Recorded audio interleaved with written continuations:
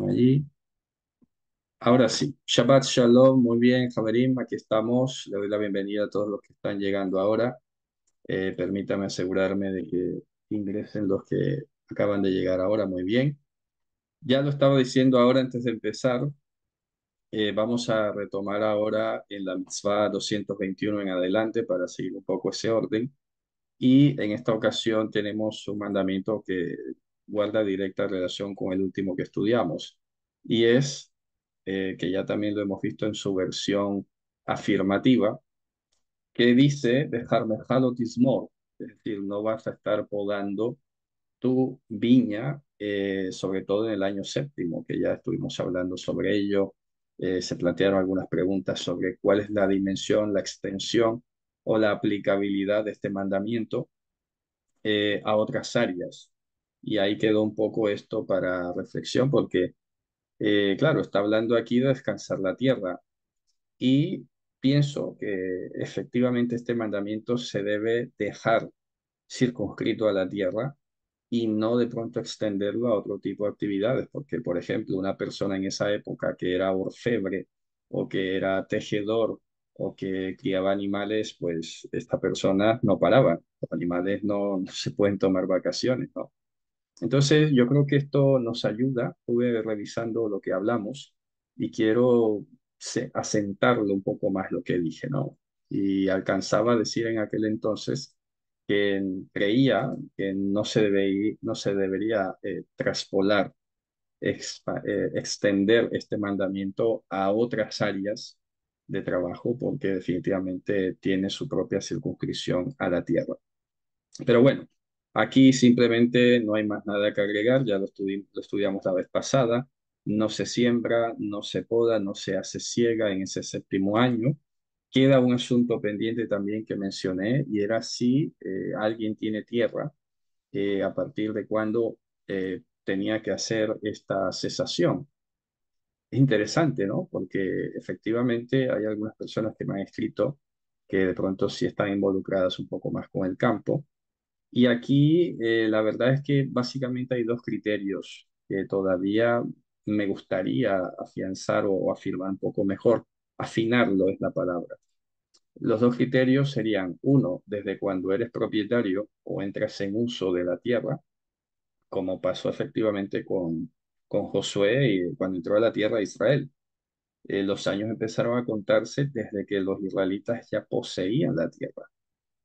Entonces, bajo ese parámetro, pudiéramos decir, bueno, hoy recibo esta tierra, pues a partir de hoy contaré mis 7 años, o sea, mis 6 años, y al cabo de los cuales en el séptimo dejaré descansar, que me parece lógico. Yo creo que si alguien lo hace así, pues tampoco es que esté ahora violando el mandamiento o haciéndolo mal. El otro parámetro sería compararlo, como lo dije, si se tiene que sincronizar con la tierra de Israel, porque este mandamiento también es verdad que fue dirigido a la tierra de Israel. Lo que estaríamos haciendo más bien nosotros es extrapolarlo a la tierra que hoy poseemos.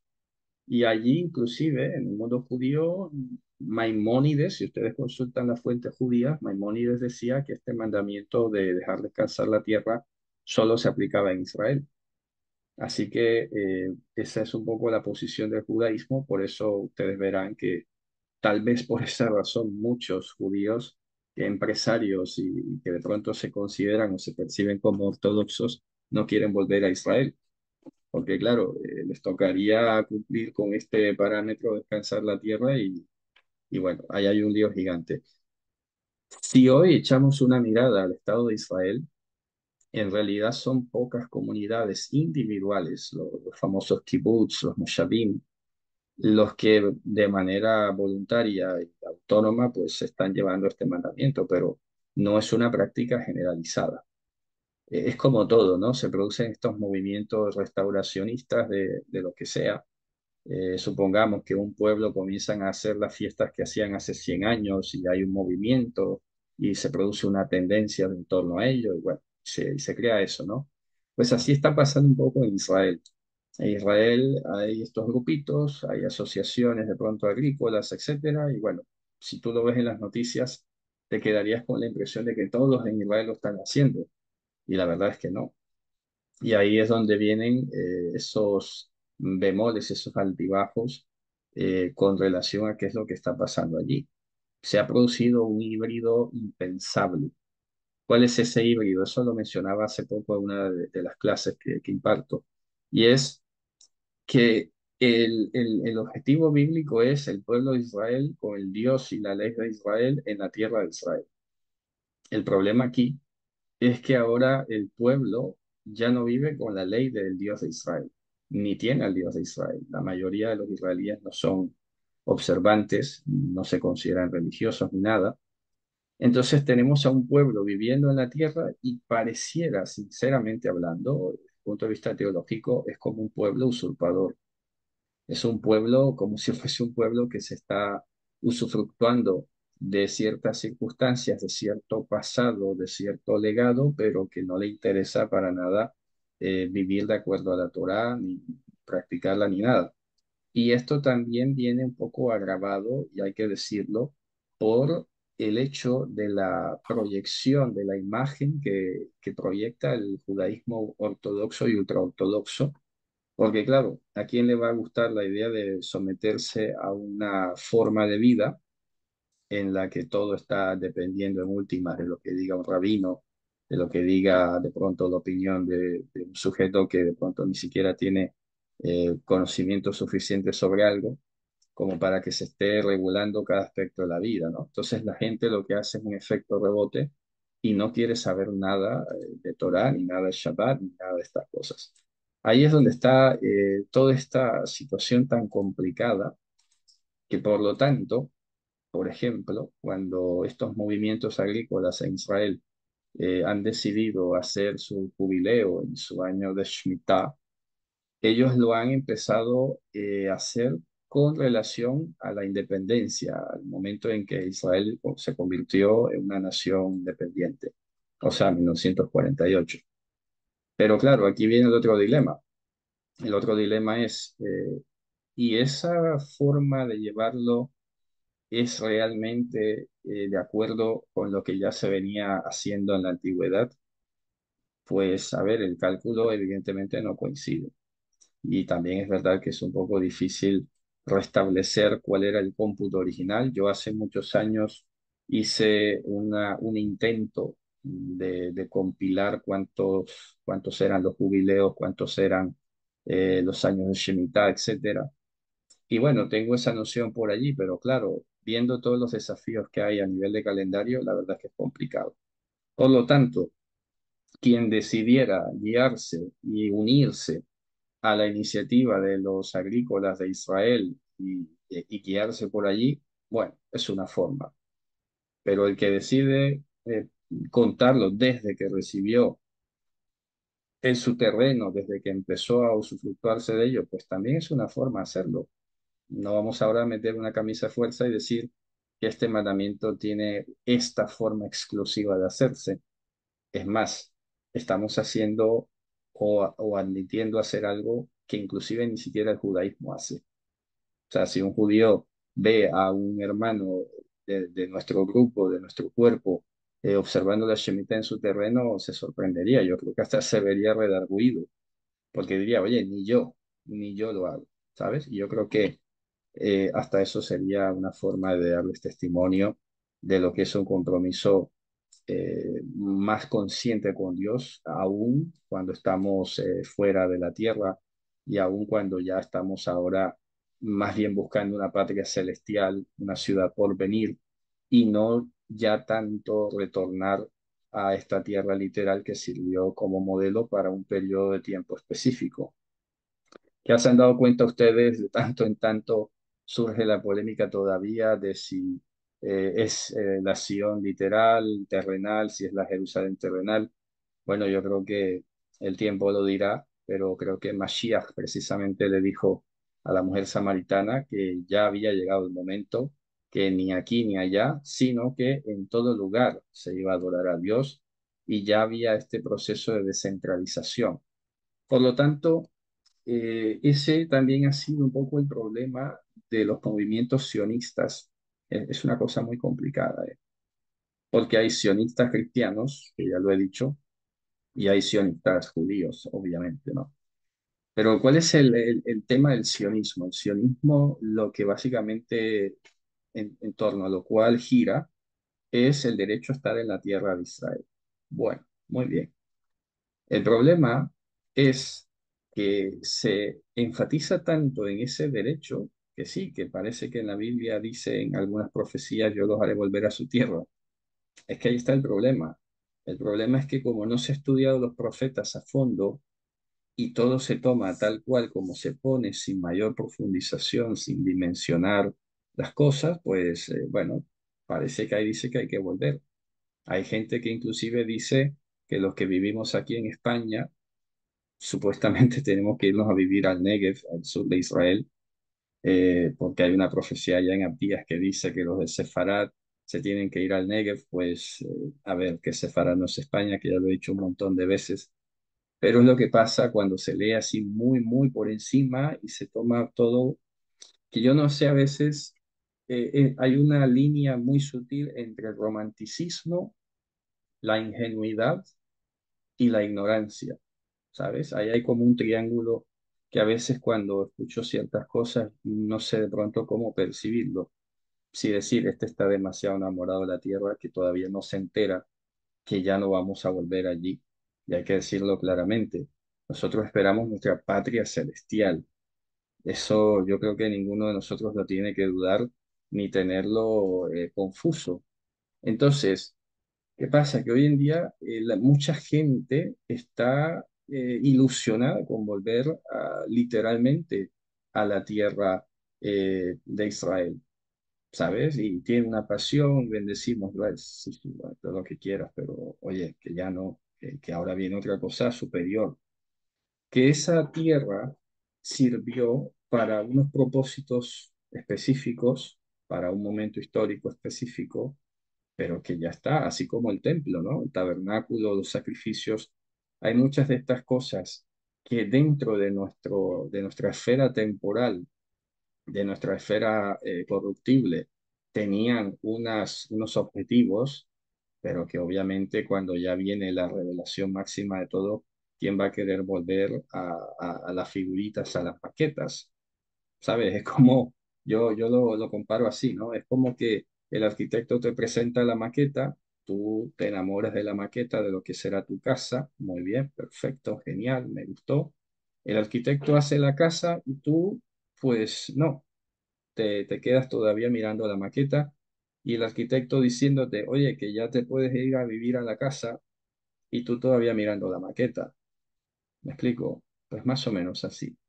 Eso es lo que está pasando. Entonces, eh, eh, he tenido a veces que ya estas cosas a veces no quiero ni siquiera publicarlas o decirlas porque no estoy interesado en estar creando polémica por cualquier cosa que distraiga y que, bueno, al fin y al cabo, si no lo ven, pues no lo ven. Pero a veces he pensado, ¿no? ¿Cuáles son esos temas que tanto nos distraen? Entonces tenemos el sionismo por un lado, por otro lado el ruidísimo tema del templo, por otro lado asuntos teológicos, etcétera, etcétera. Entonces tú dices, ¿sabes? Bueno, en serio esto es lo que hay que hablar. No hay cosas superiores de las que hablar, ¿acaso? Ya lo decía el apóstol Pablo, poner la mirada en las cosas de arriba, no en las de la tierra. Nuestra vida está escondida en los lugares celestiales. Esperamos una ciudad cuyo arquitecto y fundador es Dios. No sé qué más claro se pueda decir. Entonces, pensar y seguir aferrándose a la tierra literal y todo, bueno, sinceramente lo respeto, no lo critico, ¿no? Pero creo que precisamente eso refleja y lo digo con todo respeto, una carencia de estudios, sobre todo del Evangelio. Ya lo he dicho en otras ocasiones, se estudia de mucha Torá, sí está muy bien, Torá, todo el mundo ahora es experto en Torá y lo que sea, pero eso a costas de no saber casi nada del Evangelio. Entonces, ¿qué pasa? Que hoy en día todo el mundo con el boom, sí, porque, a ver, yo les digo una cosa sinceramente, enseñar Torah o saber Torah es relativamente fácil. ¿Por qué? Porque la mayoría de estas cosas son cuestiones concretas, específicas, el qué hacer y el qué no hacer, etcétera, y ya está. pero el Evangelio lo que está representando es un ejercicio, un pensamiento teológico más abstracto, más complejo. Entonces ahí donde yo creo que se ha producido una gran distracción y se ha dejado de estudiar el Evangelio a fondo. ¿Y qué pasa? Pues que por eso surgen estas interpretaciones. Y por eso estamos viendo ciertos grupos desviándose o dirigiéndose hacia un judaísmo ortodoxo rabínico, otros que se están retrocediendo un poco hacia la cristiandad, que bueno, que no está mal, ¿no? Mejor que estén allí a que estén en otro lado. Y otros que simplemente creo que están quedándose en nada, simplemente creo que se están difuminando y están perdiendo el sentido y la orientación de quiénes son y para dónde es que vamos. Así que esto sirve un poco de exhortación para decir, no, no puedes perder el foco. No puedes perder de vista quién eres tú en Mashiach. Que eso lo publiqué hoy precisamente con esta, con esta cita de Isaías. Nosotros somos los santos, los que estamos llamados a juzgar el cosmos. Bueno, son títulos bastante grandes. Cualquiera de nosotros dirá que no se siente digno, no se siente a la altura de eso, pero es que ya Dios lo ha dicho y no podemos perder eso de vista. ¿Vale? Dice, un estudio mencionó que parece que el pensamiento que se formó es demasiado infantil porque lo toman muy literal. Sí, es que es lo que pasa, no, no lo sé, ¿sabes? Dice, preguntan, pero sí debemos orar por Israel. Es que no dice en ninguna parte eso, primero que todo. A ver, yo alguna vez lo dije en una publicación, es que Pablo, si tú ves en las cartas, dice orad por los gobernantes. O sea, si alguien me pregunta de orar por Israel, sí, como oro por la China, como oro por Rusia, como oro por el presidente de España o el de cualquier otro país. ¿Sabes? Porque es que a veces se enfatiza mucho esto y yo creo que precisamente se debe a un mal entendimiento del versículo de este que dice Shalom Shalom Jerusalem, que no significa pedir por la paz de Jerusalén. No, dice pedir la paz de Jerusalén. Y alguna vez he explicado que es básicamente equivalente a pedir que venga Mashiach, porque Él es la paz de Jerusalén. ¿Sabes? Fíjate cómo suena diferente, ¿no? Y si tú lees todo el Salmo, evidentemente se está refiriendo a una Jerusalén celestial, además, ni siquiera a la terrenal. Por lo cual, no quiero dejar la sensación de que es que no, no debes orar. No, es que puedes pedir, está bien, como por cualquier país normal porque, repito, nuestra patria es celestial. Así que sí, nosotros podemos solidarizarnos con cualquier nación que esté padeciendo problemas. En África, por ejemplo, se están dando numerosos golpes de Estado. Mucha gente padece por esto. Lo mismo con la guerra en Siria, que ya no sabemos más nada, lo que está pasando en Rusia, Ucrania, pues todo eso está muy bien, hay que pedir por todos ellos. Que en Israel hay problemas, sí. La mayoría de problemas en Israel las hay por abuso de autoridad del gobierno. No es que sean los pobrecitos que están recibiendo ataques. Ahora que hay gente mala en el lado palestino, pues claro, y también hay gente mala en el lado judío. El asunto no es de pensar que es que Israel es la nación que está allí. Acuérdense, Israel es el proyecto de Dios y es el pueblo que Dios forma para sí. Y hay que decirlo, aunque suene doloroso, como decía el apóstol Pablo, tengo continuo dolor en mi corazón porque hay algunos de los que son mis parientes según la carne que no están en el pueblo y tal vez nunca estuvieron. Y así habrá que decirlo hoy en día igual. Y eso no significa ser antisemita ni ser de teología de reemplazo, porque a veces te quieren etiquetar con eso, ¿no? Que si no amas al pueblo judío, entonces es antisemita. Pues no, no, para nada. Las cosas como son. El Israel de Dios, hablaba el apóstol Pablo en la carta a los Gálatas. Ese Israel de Dios vale igual el judío que el gentil, que han sido llamados y santificados por Yehoshua HaMashiach. Todo el que no recibe Ruach HaKodesh, que confiese que Yehoshua es Hashem, pues simplemente está por fuera. Ya está. Y listo, no, no hay que ponerse románticos con esto. Y ni esto es ser arrogantes nosotros tampoco, ¿sabes? Eso ni más faltaba. No tiene nada que ver con arrogancia ni soberbia. Es simplemente trazar la línea teológica para que sepamos claramente hasta dónde llegamos o hasta dónde caminamos. Porque es que Esto del amor por Israel y todo, esto está muy untado de política. Lo que pasa es que, bueno, eh, hay tanto que decir y además, como es cosas de este mundo, sinceramente ya estos temas ni siquiera me están interesando. Yo no sé, pues personalmente me estoy enfocando más en las cosas del mundo venidero que en las cosas de esta vida, de quién dijo y qué país hace y qué ocurre en Israel.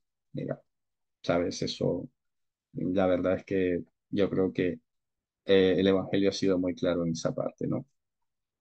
Dice, orar para que haya paz en Israel en estos momentos sería casi como orar por la que haya paz sin que tenga Yehoshua. Sí, es un gran ejemplo. Eso está muy bien, ¿eh? En este caso sería preferible, como decía Pablo, mi oración continua por Israel es para salvación, lo dice Romanos capítulo 10. Ojo, está muy bien ese punto. Mi oración continua por Israel es para salvación, es decir, para que reciban el Mesías, para que reciban salvación. Por lo tanto, si alguien va a pedir por Israel, que sea en ese tenor. Eso está excelente, de verdad que sí, muy, muy bien dicho, ¿no? Y va de acuerdo al Espíritu.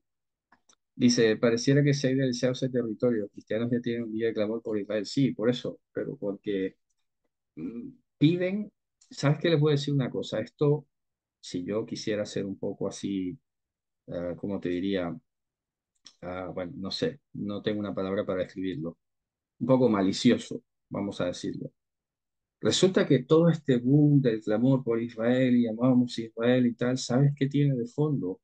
Una cosa un poco perturbadora. Esto está basado en una creencia de que si los judíos vuelven a la tierra de Israel, el Mesías viene pronto. Y esto otra vez está volviendo a sonar. Cada vez más estoy escuchando este mensaje que dice que si tú haces esto o haces aquello o todos hacemos esto y todos hacemos esto, entonces el Mesías viene antes. Como si el Mesías dependiera de lo que nosotros hagamos aquí. Oye, que suena hasta, a alguno le parecerá razonable esto, ¿no? Alguno dirá, hombre, pues sí, porque si nosotros nos alistamos, Él viene antes. Pues no, Él vendrá cuando tenga que venir. Y no le importará si estemos nosotros listos o súper listos o muy listos, no, porque ese estatus de estar apto ya lo ha hecho Él. Lo que pasa es que todavía creo que estamos atados o de alguna manera atornillados a la idea de que nosotros tenemos que hacer algo. Yo creo que la gente todavía, algunas personas resisten el concepto de la gratuidad de la salvación y la gratuidad de la aptitud. Dice la Escritura que ya somos hechos aceptos en Él, que somos hechos aptos en Él, que Él ya nos santificó, etcétera, etcétera. Evidentemente, y es claro, eso no quiere decir ahora que nos vamos a echar en una tumbona, en una silla en la playa y no hagamos nada. No, pero que no va a depender de eso. Cada uno, como bien dijo el apóstol Pablo, mire cómo sobreedifica. Cada quien mire cómo sobreedifica. Pero no quiere decir ahora que si tú y yo no nos preocupamos en sobreedificar con lo mejor, con en sentido teológico, ¿no? Haciendo obras que representen dignamente a Dios, entonces Dios no va a venir nunca. Él vendrá cuando tenga que venir. Allá es cuando dice que la obra de cada quien será puesta a prueba en fuego y la obra que pase el fuego, esa es la que va a permanecer. Y todo lo demás, pues será consumido por fuego, es decir, será pura paja, literalmente. Así que no se dejen, digamos, meter o sembrar esta cizaña de que es que el Mesías va a venir dependiendo de lo que nosotros hagamos acá.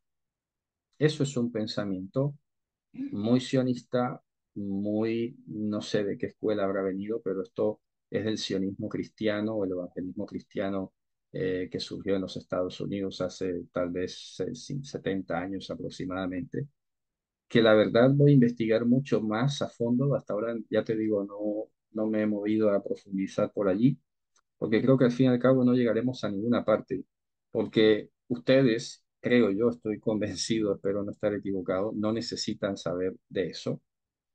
Y el que lo necesita o el que lo debería necesitar como está, ni siquiera se va a convencer. Así que, pues nada. ya lo verán algún día, ya Dios se lo mostrará, etcétera, etcétera.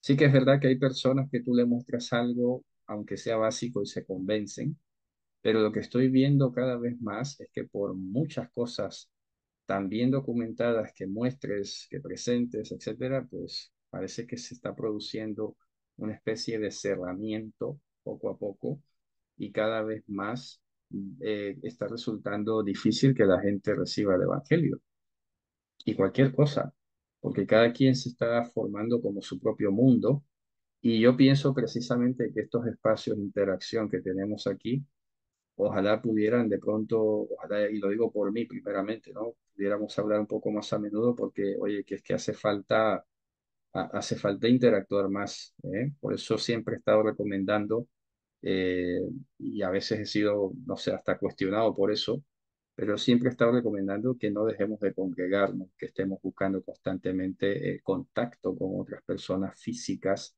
porque esto también de hablar por pantalla así no es que vaya del todo bien, ¿no? Se alivia algo, sí, a veces estamos solos en un lugar, lo que sea, muy bien, pero que eso no nos deje en una zona de confort como para que ya luego pensemos que no hay necesidad de congregarse y de interactuar con otras personas.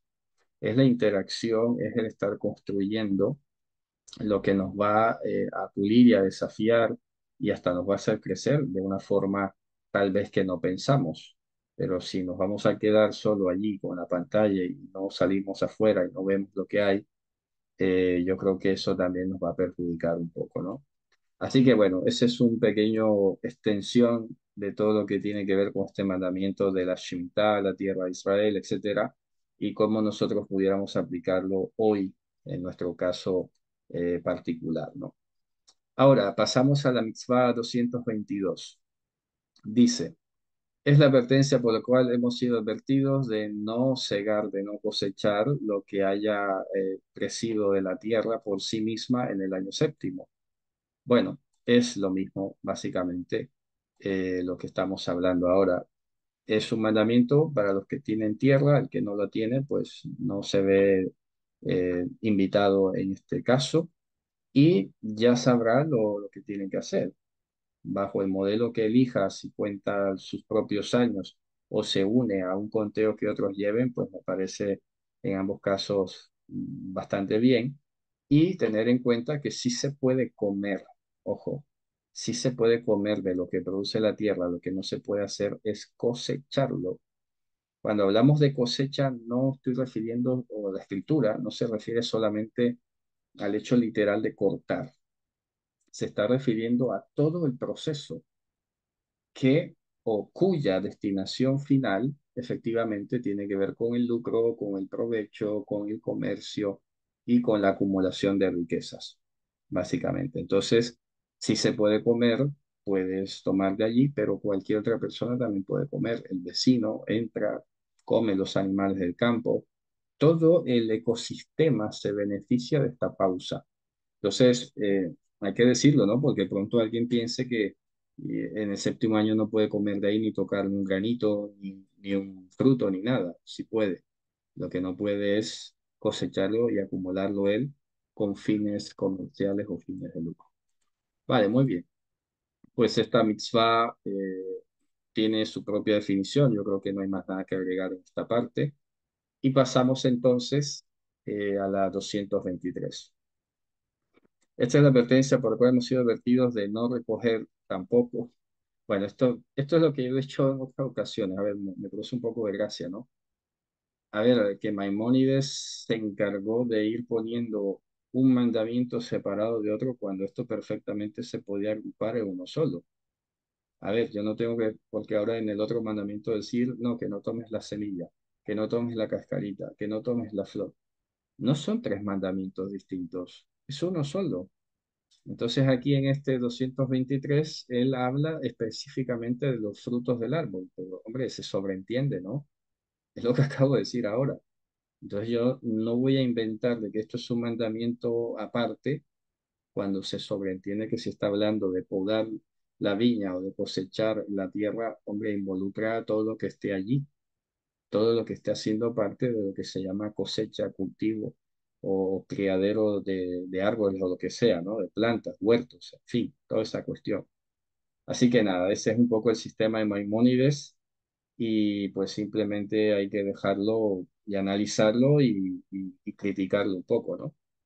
Lo mismo pasa con esta Mitzvah 224. Es la advertencia que hemos sido advertidos de concerniente al trabajo de la tierra en el año del jubileo.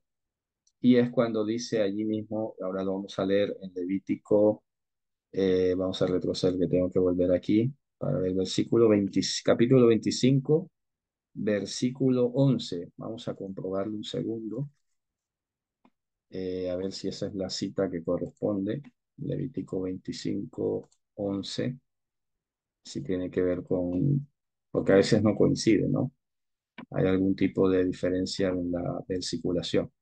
Sí, efectivamente, bueno, hay que leer desde el 10, un poco el jubileo, ¿no? Ustedes distinguirán o santificarán el año 50 y lo proclamarán libertad en la tierra. Dror, ya saben que hablé de este concepto en un artículo sobre la libertad. Y esta libertad era simplemente liberación de esclavos y retorno a la propiedad, no es libertad como la gente se lo imagina. Entonces ustedes proclamarán dolor en la tierra a todos sus habitantes, es jubileo, será para ustedes, y ustedes volverán cada uno a su posesión, a su ahuzá. La palabra ahuzá efectivamente se refiere a cuando tienes posesión de algo, pero no es exactamente una propiedad. Se sobreentiende aquí que es Dios el dueño de la tierra. ¿Sabes? Que, o sea, que cada israelita sabía que en últimas el dueño final es Dios. Dice, y cada uno a su familia volverá. Es jubileo, el año 50 será para ustedes. Lo tizra'u, de lo tixeru et sviheha, lo tixeru et nezireha. No van ni a sembrar, ni van a cosechar, ni a todas las cosas que crezcan de allí, las van a, digamos, a vendimiar, a todo lo que tiene que ver con los sarmientos, lo que crezcan de los racimos, de las uvas, etcétera.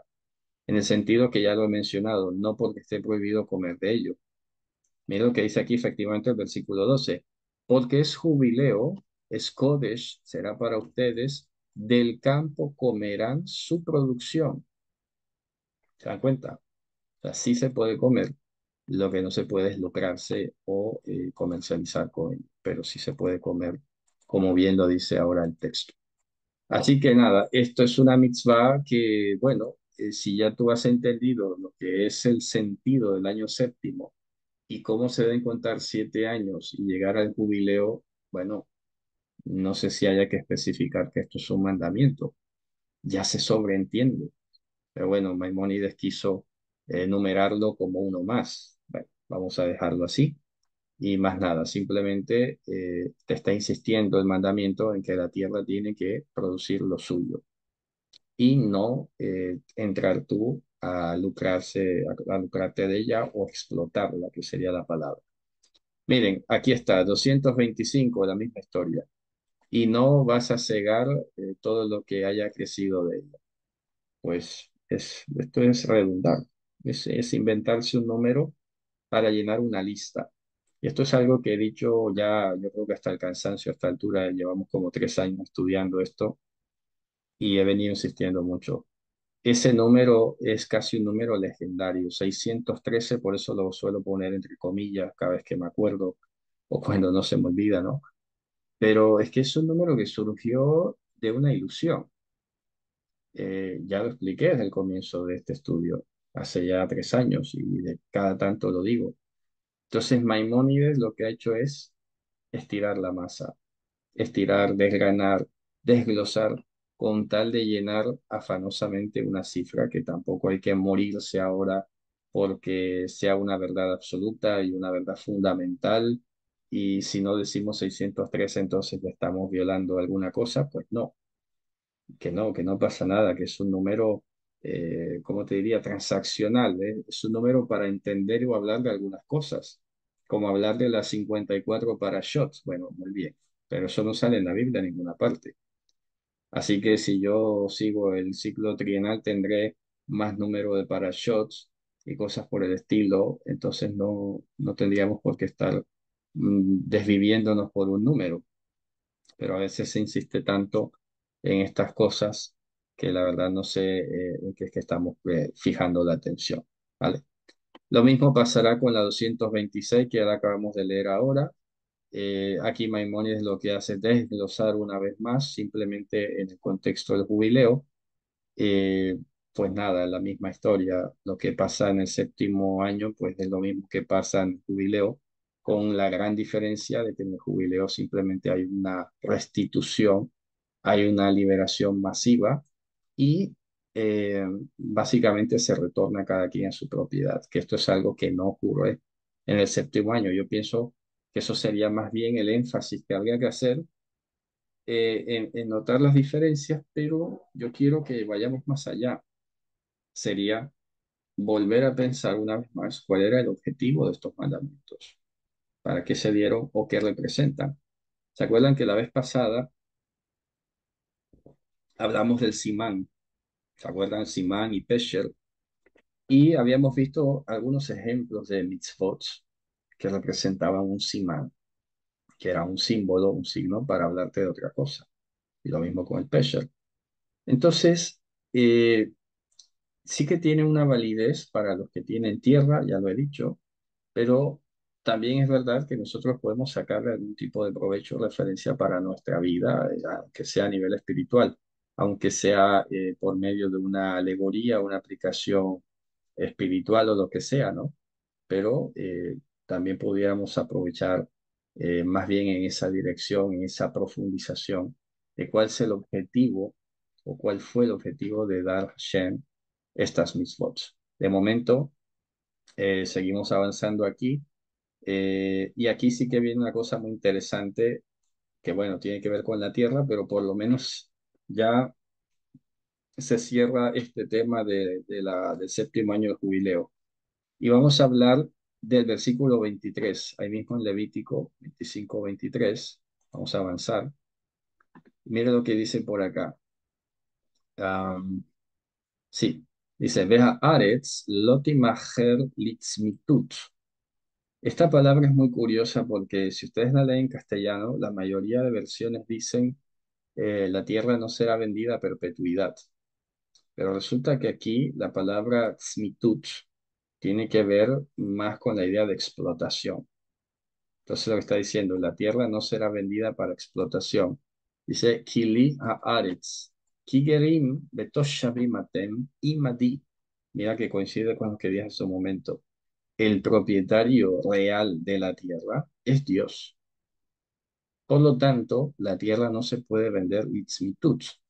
Cuando dice litzmitut, por ejemplo, se refiere a que estaba prohibido vender la tierra de Israel a un extranjero para que ese extranjero sí se aprovechase al máximo de la tierra, la explotara y no tuviera que cumplir mandamientos ni nada por el estilo. Que esa podía ser una jugada muy ingeniosa, ¿sabes? Que eso también un poco lo hacen algunos judíos un poco listillos, entre comillas, que cuando viene el Shabbat y son dueños de una empresa o de una tienda, un almacén, lo que hacen es rentarla, traspasarla por $1, una cantidad simbólica, a un gentil. El gentil es gerente por un día, es propietario por un día y luego cuando pasa el Shabbat se la devuelven al judío. Eso es hacer trampa. Es tramposo, vamos, no sé. Yo pienso que eso es verle la cara a Dios como no sé, de payaso, o como estar pintado en la pared. No puede ser, es desafortunado. Entonces, este mandamiento es bastante serio y por eso Hashem lo refuerza de una manera contundente. No se les olvide que ustedes son unos residentes. Ustedes están aquí de paso conmigo, ¿ok? O sea, yo soy el dueño. Ustedes están aquí como de prestado, ¿ok?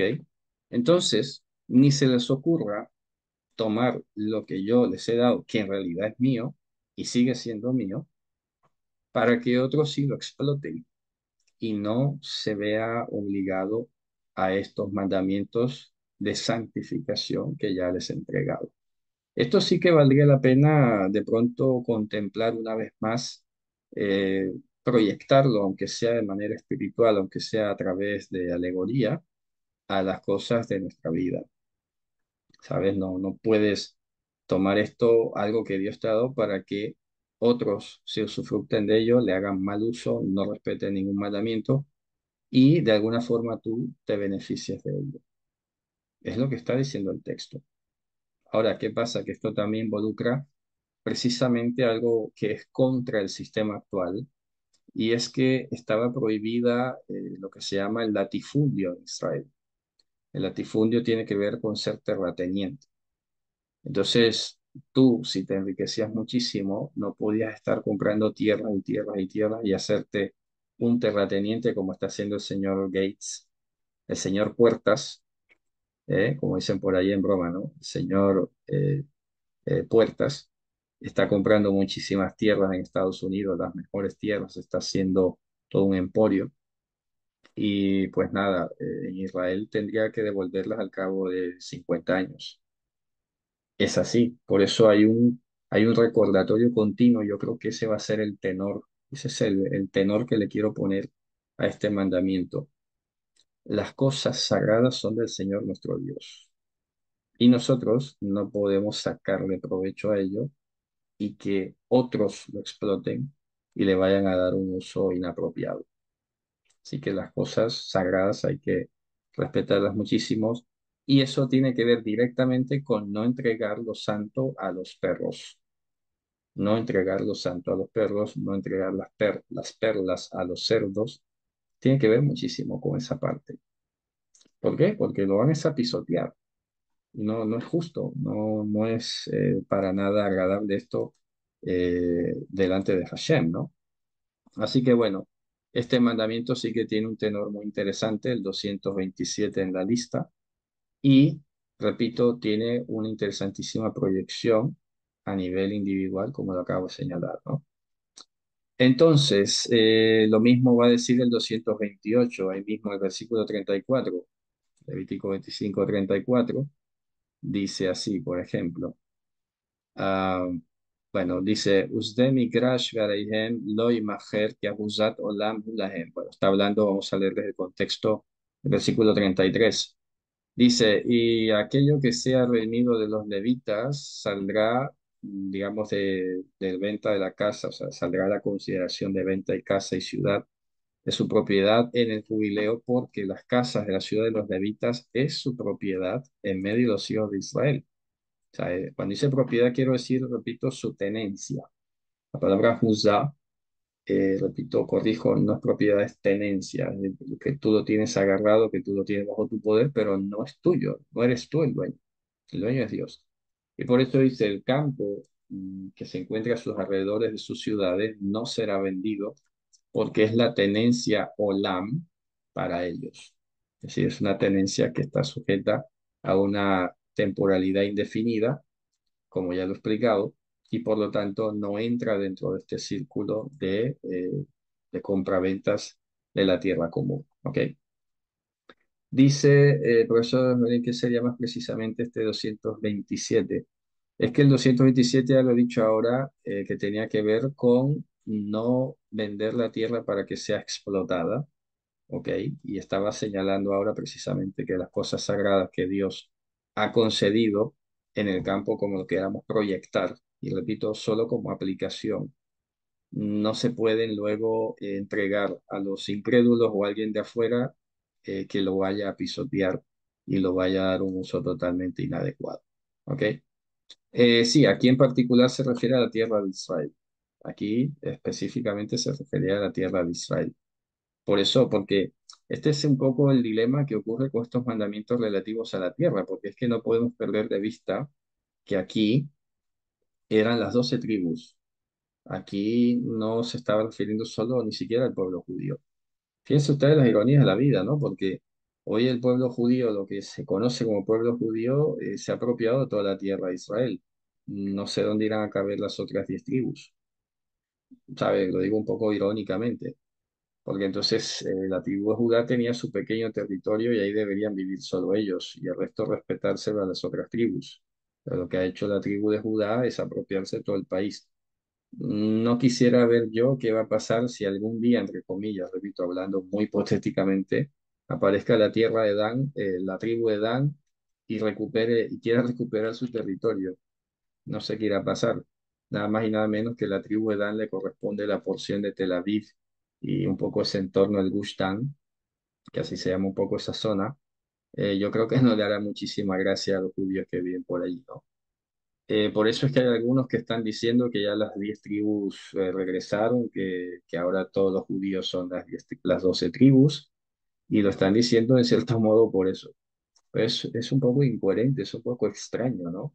Decir que ya las 10 tribus regresaron y luego tú no ves la repartición de la tierra en ninguna parte. Así que es hablar por hablar, nada más, ¿no? ¿Qué pasa con nuestras cosas y territorios? Me surgió la duda. Ah, bueno, ya lo estaba diciendo ahora. Lo que pasa es que la tenencia de la tierra, nosotros tenemos que hacer este tipo de valoraciones, ¿sabes? Porque, bueno, nos pone a pensar muchísimo, ¿no? Alguien dirá, bueno, pero si yo tengo como negocio comprar terrenos y vender terrenos, entonces, ¿cómo entiendo eso?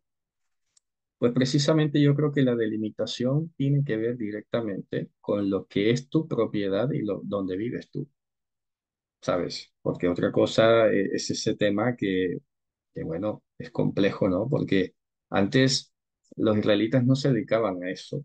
Yo, o sea, un israelita no iba a pensar en comprar territorios en la península arábiga para venderse y dedicarse al comercio de la tierra.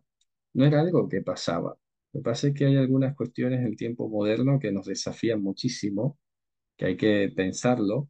Y yo pienso que tenemos que también detenernos a pensar si eso es una actividad que sería provechoso a realizarla o incursionar en ello. Ahora, si hay alguien que ya viene metido en el negocio, bueno, dejemos a esa persona con lo que ya viene y que ya Dios le irá guiando y le irá mostrando qué hacer. Eso también es verdad, ¿eh? Porque hay personas que a veces han venido a la salvación con algún tema que de repente no está del todo encuadrado con la Biblia, pero ni siquiera ha hecho falta que alguien X, Y o le diga algo, sino que el propio Dios les va redarguyendo y ellos mismos se despojan y ya está, y va avanzando. Así que si alguien tiene un terreno hoy, pues habría que considerar, es el terreno que Dios te ha dado para que vivas allí. Pues se trata de que sea un uso digno, un uso santo, que no sea para estar transgrediendo lo que Dios ha dispuesto sobre la tierra, básicamente. Todo lo demás, comercialización de la tierra, bueno, y eso es otra historia que habría que estudiar por aparte. Y vamos a ir terminando entonces con la mitzvah 228. Bueno, yo creo que vamos a avanzar hasta el 230, porque aquí se repite lo que ya hemos leído sobre la ciudad de los levitas, que hoy en día no existe. Esto es un mandamiento que queda inoperante. Inoperante en la práctica, pero, insisto, podemos tal vez profundizar en cuál era la intencionalidad espiritual de ese mandamiento. Aquí me quiero detener porque me viene a la mente algo. A ver, hace poco leía una cuestión muy llamativa sobre cómo los primogénitos de Israel eran libres como lo fueron los Kohanim, ¿sabes? O sea, los levitas.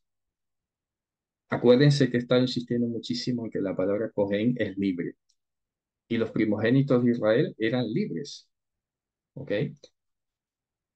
Entonces, lo que estamos viendo en este mandamiento es que Dios le entregó una tierra a los libres.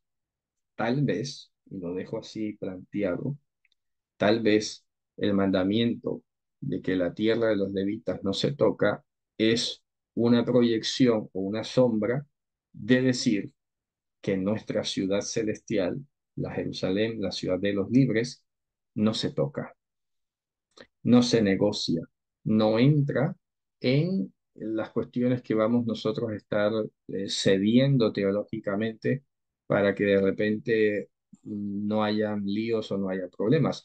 Y esto, curiosamente, sin planearlo, me devuelve a cómo empezó esta clase de hoy.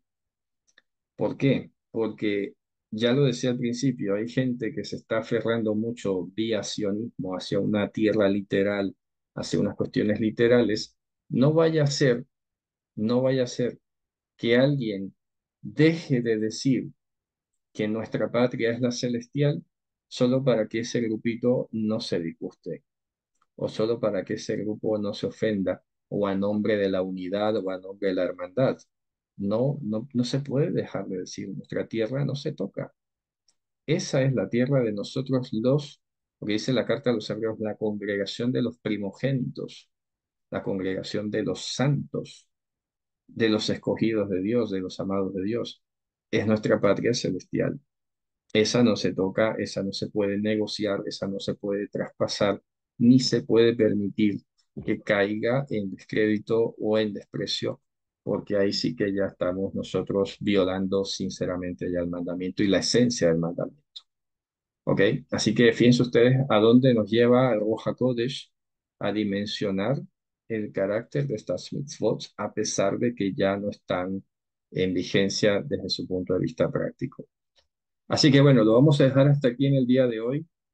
La mitzvah 228 va lo mismo con la 229. Yo creo que vamos a dejarlo hasta 229 que dice, guárdate para que no abandones al levita todos tus días. Bueno, hoy ya no hay levitas.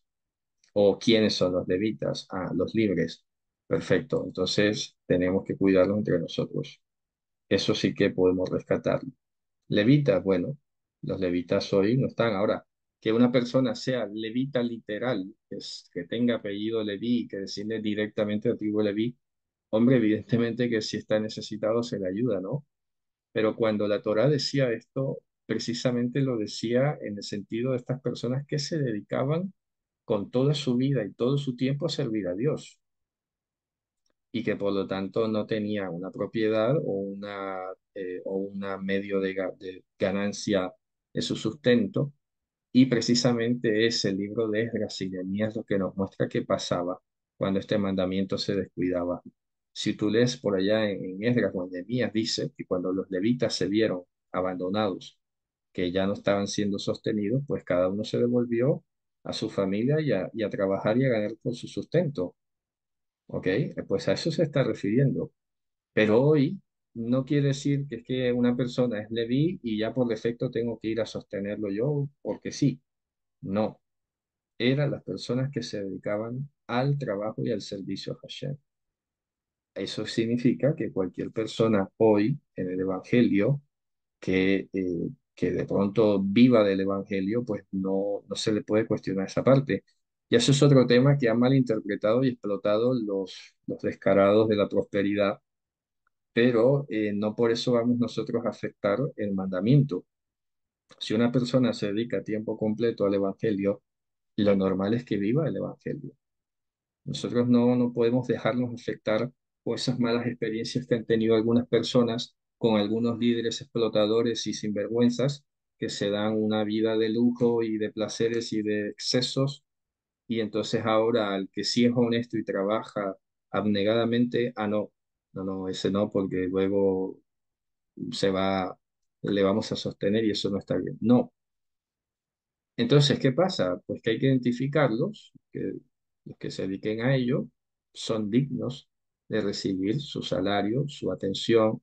Ahora, otra cosa es pretensiones, por eso alguna vez lo escuché y me pareció un poco abusivo, ¿no? Y sobre todo cuando la comunidad es toda humilde, porque se producen todas estas cosas, ¿no? Entonces decía alguien que es que un pastor tiene derecho a que su hijo estudie en la mejor universidad de ese cuidado. Cuidado, cuidado, porque entonces imagínate tú, la pobre iglesia sufriendo para pagarle un semestre en Harvard o en Stanford o cosas así, no, no puede ser. Y por muy nacional que sea la universidad, no, oye, que puede estudiar una universidad pública perfectamente, que no pasa nada, ¿eh? Ahora, es ahí donde está el problema de la manipulación de la información.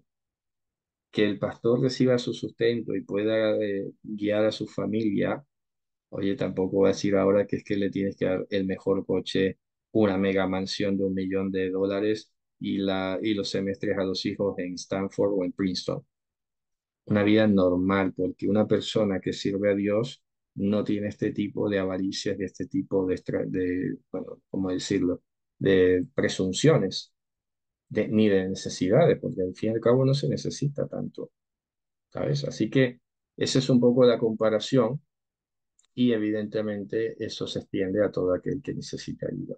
Eso ya no necesitamos nosotros estarlo explicando, yo creo que es algo bastante obvio, ¿no? A ver, ¿qué me dice por aquí? Una referencia nos diga que los primogénitos de Israel eran libres en relación, se refiere a su función de Israel. No, esto aparece precisamente en el mandamiento del Pidyon Haben, porque Dios dice, míos son los primogénitos, como los levitas. Por eso si ustedes analizan, los levitas estaban como intercambiándose sus cabezas por los primogénitos. ¿Sabe? Eso alguna vez lo expliqué. Me acuerdo así un poco, si no estoy equivocado, que habían 20.000 levitas, supongamos, y habían 22.200 primogénitos. Entonces a esos restantes tocaba redimirlos por dinero y cosas así. Pero lo que de fondo se refleja es que tanto los levitas como los primogénitos eran libres, libres para Hashem. Ahora, por eso es que un padre tenía que, de alguna forma pedagógica, extraer a su hijo, y esto es una cuestión irónica, ¿no? Lo extraía de ese estatus de libre, de Cohen, y lo tenía en su casa, y por eso pagaba una especie de precio, que es el Pidyon Haben, que repito, era simbólico y ya está. No, no es para hacer negocio con ello, ni más faltaba. Pero era una enseñanza bastante curiosa y por eso es que lo conecté con que hoy somos la congregación de los primogénitos. Así lo dice la carta a los hebreos. Tú y yo nos hemos acercado a la congregación de los primogénitos. ¿Por qué? ¿Por qué primogénitos? Porque primogénito es la palabra que se utiliza para los que son los primeros herederos de la salvación, los que son llamados a ser libres. Lo que pasa es que, claro, por pura pedagogía, los padres, si querían tener a sus hijos consigo, pues tenían que pagar un precio. Por eso es que vemos que Shmuel fue entregado, era el primogénito y fue dejado en su lugar. Su lugar era ese, el estar con los Kohanim, el estar con los levitas. Si Ana lo quería tener consigo, pues tenía que pagar el pidyon Haben. Es una enseñanza muy bonita porque hoy, pues, por eso entendemos que nosotros somos primogénitos, somos la congregación de los primogénitos y ya no hacemos parte de este mundo. Dios nos ha redimido para sí, nos ha cobrado para sí, porque dice, míos son los primogénitos porque yo los rescaté. ¿Se acuerdan que esto va ligado con el hecho de la muerte de los primogénitos en Egipto? Y el hecho de poner la sangre en el dintel en Egipto fue para salvar la vida de los primogénitos. Ojo, no de todos los hijos de la familia. Es que ahí donde está la enseñanza espiritual de todo esto, ¿sabes? Era salvar la vida de los primogénitos. Los otros ya estaban, o sea, no eran afectados. Por eso hay que saber decodificar este lenguaje y saber discernir hacia dónde es que lleva. Los primogénitos eran un símbolo de la libertad. Por lo tanto, tú y yo hemos sido llamados primogénitos. Y ya está, no hay que darle más imaginación al asunto. Las mujeres no eran primogénitos en ese momento porque evidentemente, repito, es un mensaje simbólico. En ese momento no lo eran, pero hoy sí lo son. Cuidado, ¿no? No nos vayamos, repito, no le demos mucha mente. Que hay que quedarse con el símbolo, hay que quedarse con el simán y luego saber cuál es la realidad que tenemos hoy en el Evangelio. No, que no salga alguien pensando ahora que es que hoy en día las mujeres no hacen parte de la congregación de los primogénitos. No, no, que sí, que sí. Lo que pasa es que había una pedagogía, había unos símbolos, había un lenguaje que mostraba algo. Y eso es un poco lo que he querido señalar en este caso, ¿vale? La congregación de los primogénitos, nuestra patria celestial, son valores que no podemos nosotros estar negociando. Ya no podemos nosotros aceptar ser comprados por precio para ir a servir a cosas del mundo, a cosas de esta vida. Ya no existe Pidyon Haben en ese sentido espiritual, que vamos, que nadie va a querer irse a servir al mundo, ¿no? Si es primogénito sin nacer como primer hijo, sí, porque esto es un concepto espiritual. Repito, el concepto de primogénito ya tenemos que dejarlo de relacionar con su uso literal que tenía en aquel entonces y ahora entenderlo en su magnitud espiritual. Parecería que redimir al primogénito era todo lo contrario. Sí, correcto. Por eso estoy diciendo ahora que es una enseñanza brutal, ¿no? Porque te está enseñando que lo ideal sería como Shmuel, que los primogénitos se quedasen con Dios, ¿sabes? Así que el Pidyon Ben es como un recordatorio muy profundo de cómo no debería ser que alguien que nace libre se vaya a esclavizar. Y eso, curiosamente, nos salió esta semana en el devocional con mi esposo, un texto espectacular que decía, no os hagáis esclavos de nadie. Ojo con esto, mira cómo se une todo, me parece espectacular. No os hagáis esclavos de nadie.